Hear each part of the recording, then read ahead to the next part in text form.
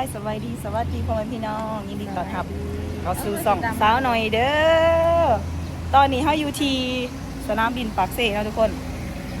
ตอนนี้สาวหน่อยน้องรัดแต่ก็สาวปู่สิเดินทางกันไปเวียงจันทน์เนาะไปยังบอกอยู่บ่โบไปดินในเวทเนาะสิไปดินเนาะหรือว่าไปช้อปปิ้งอีหยังนี่แหละก็ว่ากันไปแต่ก็เป็นครั้งแรกคือจะไรเป็นครั้งแรกของน้องรัดที่สิขึ้นยุ่นขี่ยุ่นครั้งแรกทุกคนมันเต้นแห้งพี่น้องเป็นจะได้ความรู้สึกเพื่อแตกแต่ตอนนี้แบบมันเข้าใจมันเต้นตุกแบบเช้าหน่อยตอนนั้นเลยนะทุกคนขี่ยุ่นทำอิฐเป็นแบบใจสั่นแต่ก็ตื่นจนสิหายได้ตอนยุ่นขึ้นมันจะแห้งสิหายแบบมันตกใจดิตอนยุ่นมันจะขึ้นแบบปื๊ดขึ้นมาหนึ่งเดียว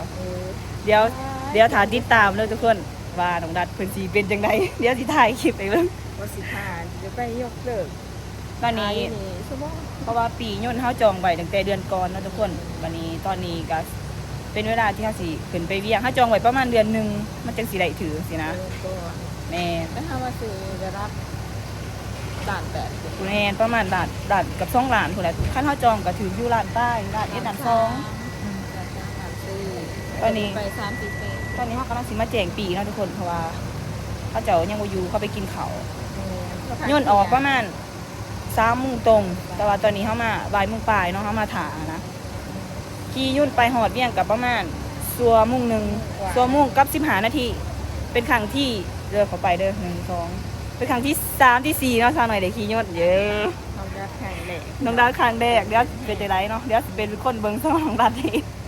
ว่าเอาเขาได้สามเดี๋ยวทุกคนตอนนี้เขาก็ได้ปียุ่นแล้วเนาะอีกประมาณ2 โมง50เนาะยุ่นขึ้นเอ้ย3 โมง50ตอนนี้มัน2 โมงเลยเนาะค่าเดียวเนาะทุกคนเดี๋ยวเขาขึ้นมาถึงอีกก่อนมันหอนายยีดุมขึ้นมากินอะไรสักหน่อย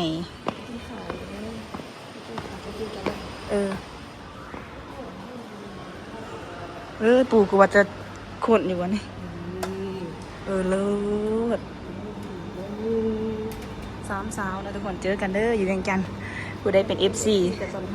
ใครเป็น FC สาวหน่อยหนองลาดสาวปูเนาะตอนหับเฮานี่เด้อ3 สาวสิไปเที่ยวเนาะนั่งกันก็ได้นี่บ่นี่ก็ได้ปู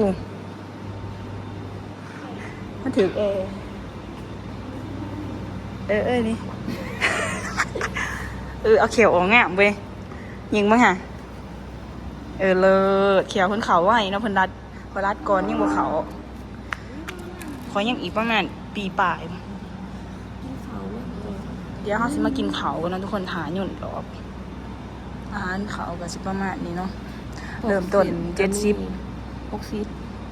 60ขึ้นไปน่าจะหาที่มันเขาไข่เจียว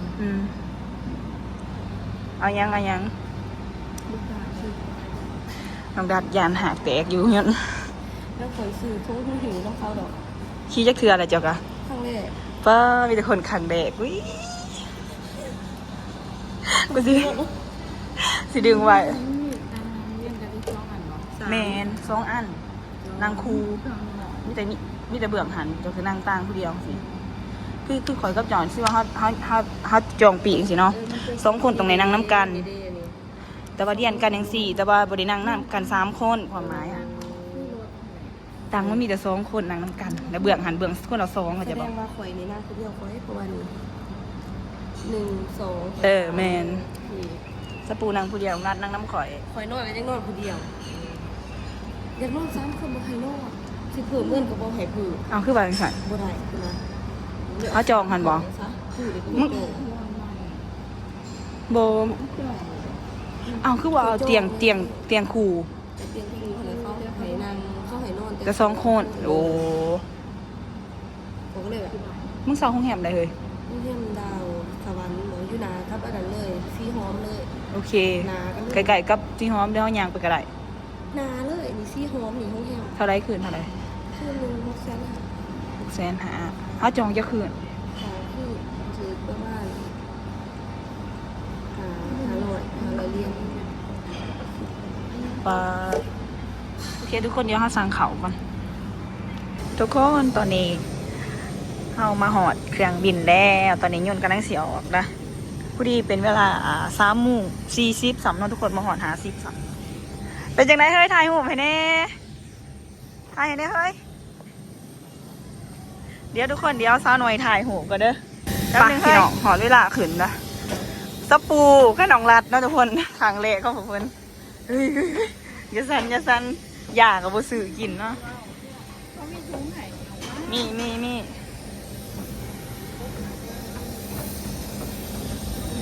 ผู้เดียวทุกคนไปหอดทันกับประมาณ5 โมงปลายเนาะ5 โมงเอ้ยนี่มัน4 โมงเนี่ยนี่ประมาณ4 โมง50ประมาณนั้นไปทุกคนเดี๋ยวเขาไปไหนก่อนทุกคนตอนนี้เขาขึ้นมายนต์แล้วค่ะไปจะได้3 สาวบอตอนของมาตอนนั้นมันมี2 บอลหนังวันนี้มันเป็นยนต์ใหญ่ก็เลย3 แนนดีแล้วจะโศกดีบอเมนที่น้ำฝนเยอะนี่บอไม่บอกโอเคจ้ะเดี๋ยวไปในวันลานฟ้านะก็จองด้วยกันแต่ว่ามันมีหลายค่าทุกคนเดี๋ยวอีกจะน้อยยนต์สิคนเนาะยังทันขึ้นคิดว่ามันไปแล้วเดี๋ยวหัวเลยจะบอกวันน้องมาทั้งกันโอเคโอ้ถ่ายกล่องได้มันมีสัญญาณจะได้ทุกคนเดี๋ยวสักหน่อยให้มาคุณถ่ายคลิปก่อนเดี๋ยวขอกันเจอกันอีกชั่วโมงปลายเนาะไปเจอกันอยู่เวียงจันทร์เบิ่งฮะป้าหุ่นจนเย็นสาวนี้ถามมึงสปูตอนมันบอกว่าสมมติหาว่าเป็นยังเด้อถามมึงตอนมันขืนเรื่องถามหัวควันมันเลยโอเคทุกคนตอนนี้ยอดขึ้นจะเนี่ยไปเบิ่ง